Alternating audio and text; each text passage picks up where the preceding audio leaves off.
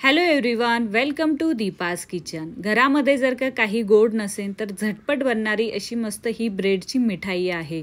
तर घरी कोणी पाहुणे वगैरे आले, घरामध्ये काही गोड नसेल तर तुम्ही पटकन अशी बनवणारी ही रेसिपी आहे बघा। तर इथे मी व्हाईट ब्रेड घेतलेत, तर तुम्ही कुठलेही ब्रेड घेऊ शकता, ब्राऊन ब्रेड घेऊ शकता किंवा व्हाईट मी जे घेतले ते पण ब्रेड घेऊ शकता। तर इथे काय करायचे, मी इथे पहिले 2 बॅचेसमध्ये म्हणजे पूर्ण मी टोटल 8 ब्रेडची मिठाई बनवणार आहे। तर पहिले 4 ब्रेडचे साईडचं जे आहे, जे थोडंसं काळपट झालेलं असतं ना, तर ते काढून टाकलंय मी। पहिले 4 ब्रेडचं काढलंय आणि नंतर 4 ब्रेडचं काढलंय। जर तुम्हाला नसेन काढायचं तर काही हरकत नाही, नाही काढलं तरी चालेल। पण इथे मी काढून घेतलेत 8 ब्रेडचं, त्याचं साईडचं जे असतं ना, तर ते सगळं काढून घेतलंय आणि मस्त त्याला 4 भागांमध्ये कट करणार आहे। म्हणजे त्याचे छोटे छोटे पीसेस बनवणार आहे 4 याच्यामध्ये। तर पहिले 4 याचे केलेत आणि नंतर परत 4 याचे करून घेतलेत।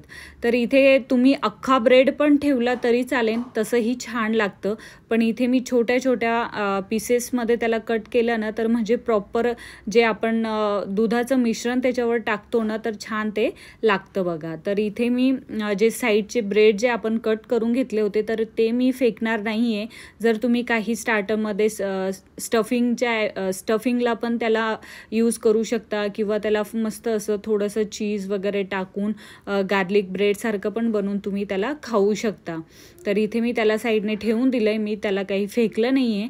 एक मोठ्या साईजचा पॅन घेतला आहे आणि भरपूर असं त्याच्यामध्ये तूप टाकलं आहे। तुपाच्या ऐवजी तुम्ही इथे तेलही टाकू शकता किंवा बटरही टाकू शकता। बटरनी तर अजून छान टेस्ट येईन बघा त्याची, पण मी इथे तूप घेतलं आहे। तर तूप थोडंसं जास्त घेतलं आहे, म्हणजे चांगले ते जे ब्रेड आपण छोट्या छोट्या साईजमध्ये कट केले होते ते चांगले असे क्रिस्पी करून घ्यायचे। त्याच्यासाठी थोडंसं जे तूप आहे, तुपाची क्वांटिटी जी आहे तर ती थोडी जास्त घ्यायची आहे आणि मस्त अशी क्रिस्पी गोल्डन ब्राऊन होईपर्यंत छान त्याला कमी गॅसवर तळून काढायचे। तर इथे मस्त असे सगळे जे ब्रेड आहे तर ते तळून तयार झालेत बघा। एकदम असे काळपट नाही होऊ द्यायचे, छान मस्त त्याला कमी गॅसवर तळून घ्यायचे।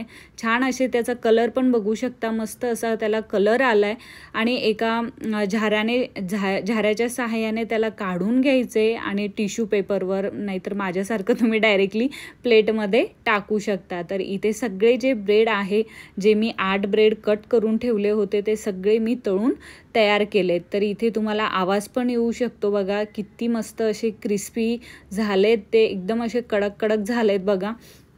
तर थोडे थोडे करून तळायचे, एकदम सगळे नाही तळायचे। तर इथे मी जे दूध आहे त्याचं ते बनवते आहे। तर इथे मी सकाळचा पिरियड होता, म्हणजे मी सकाळी ही रेसिपी बनवत होते, तर दूध गरमच होतं।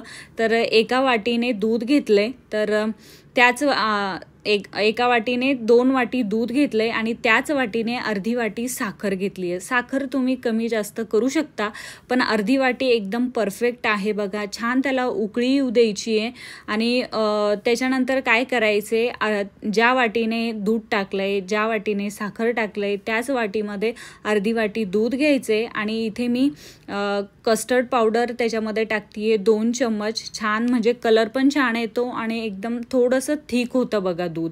तर त्याच्यासाठी मी इथे मस्त असं कस्टर्ड पावडर त्याच्यामध्ये टाकलंय। कुठलंही फ्लेवर घेऊ शकता, तुम्हाला जे आवडतं ते। मी इथे व्हॅनिला फ्लेवरचं घेतलंय। तर इझिली किराणा दुकानामध्ये किंवा डीमार्टमध्ये आरामशीर भेटून जातं ते, ऑनलाईन ऑफलाईन। तर इथे मस्त एका काचेच्या बाउलमध्ये मी जे ब्रेड फ्राय करून ठेवले होते, क्रिस्पी होईपर्यंत त्याला तळून ठेवलं होतं, ते त्याच्यामध्ये काचेच्या बाउलमध्ये ॲड केलं आहे आणि जे मिश्रण आहे, जे दुधाचं मिश्रण बनवलेलं होतं आपण, ते त्याच्यामध्ये ॲड करायचं आहे आणि त्याच्यानंतर मस्त असे त्याच्यावर बारीक चॉप केलेले ड्रायफ्रूट्स टाकायचे आणि मस्त जे मिठाई आहे, झटपट बनणारी मिठाई जी आहे, तर ती बनवून तयार झाली आहे। तुम्ही घरी कोणी पाहुणे आले तर तेव्हा पण बनवू शकता किंवा हस्बंडच्या टिफिनमध्ये पण देऊ शकता। स्वस्त रहा, मस्त